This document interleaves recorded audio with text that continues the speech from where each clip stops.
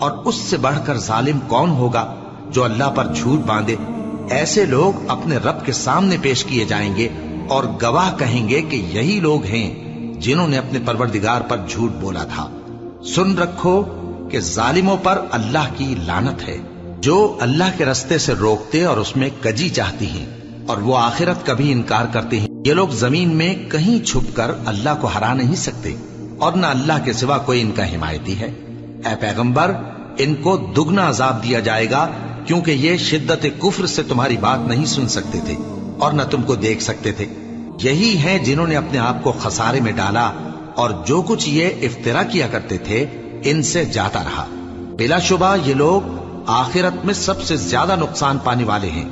جو لوگ ایمان لائے اور عمل نیک کیے اور اپنے پروردگار کے آگے عاجزی کی، یہی صاحب جنت ہیں، ہمیشہ اس میں رہیں گے۔ دونوں فریقوں یعنی کافر و مومن کی مثال ایسی ہے جیسے ایک اندھا بہرا ہو اور ایک دیکھتا سنتا۔ بھلا دونوں کا حال یکساں ہو سکتا ہے؟ پھر تم سوچتے کیوں نہیں؟ اور ہم نے نوح کو ان کی قوم کی طرف بھیجا تو انہوں نے ان سے کہا کہ میں تم کو کھول کھول کر ڈر سنانے اور یہ پیغام پہنچانے آیا ہوں کہ اللہ کے سوا کسی کی عبادت نہ کرو، مجھے تمہاری نسبت دردناک عذاب کا خوف ہے۔ تو ان کی قوم کے سردار جو کافر تھے کہنے لگے کہ ہم تم کو اپنے ہی جیسا ایک آدمی دیکھتے ہیں، اور یہ بھی دیکھتے ہیں کہ تمہارے پیراؤ وہی لوگ ہوئے ہیں جو ہم میں ادنا درجے کے ہیں، اور وہ بھی سطحی رائے سے، اور ہم تم میں اپنے اوپر کسی طرح کی فضیلت نہیں دیکھتے بلکہ تمہیں جھوٹا خیال کرتے ہیں۔ فرمایا کہ اے قوم، دیکھو تو اگر میں اپنے پروردگار کی طرف سے دلیل روشن رکھتا ہوں اور اس نے مجھے اپنے ہاں سے رحمت بخشی ہو جس کی حقیقت تم سے پوشیدہ ہو گئی ہے، تو کیا ہم اس کے لیے تمہیں مجبور کر سکتے ہیں جبکہ تم اس سے ناخوش ہو؟ اور اے قوم، میں اس نصیحت کے بدلے تم سے مال و زر کا مطالبہ تو نہیں کرتا، میرا صلہ تو اللہ کے ذمے ہے، اور جو لوگ ایمان لائے ہیں میں ان کو نکالنے والا بھی نہیں ہوں، وہ تو اپنے پروردگار سے ملنے والے ہیں، لیکن میں دیکھتا ہوں کہ تم لوگ نادانی کر رہے ہو۔ اے میری قوم، اگر میں ان کو نکال دوں تو اللہ کی گرفت سے بچانے کے لیے کون میری مدد کر سکتا ہے؟ بھلا تم غور کیوں نہیں کرتے؟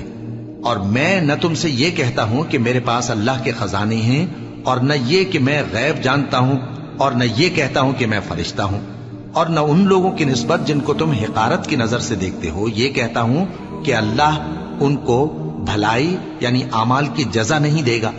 جو ان کے دلوں میں ہے اسے اللہ خوب جانتا ہے۔ اگر میں ایسا کہوں تو بے انصافوں میں ہو جاؤں۔ انہوں نے کہا کہ نوح، تم نے ہم سے جھگڑا تو کیا اور جھگڑا بھی بہت کیا، اب اگر تم سچے ہو تو جس چیز سے ہمیں ڈراتے ہو وہ ہم پر لا نازل کرو۔ نوح نے کہا کہ اس عذاب کو تو اللہ ہی چاہے گا تو نازل کرے گا، اور تم اللہ کو کسی طرح ہرا نہیں سکتے۔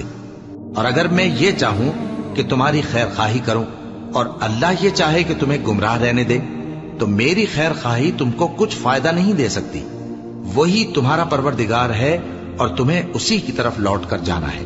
کیا یہ لوگ کہتے ہیں کہ اس پیغمبر نے قرآن اپنے دل سے بنا لیا ہے؟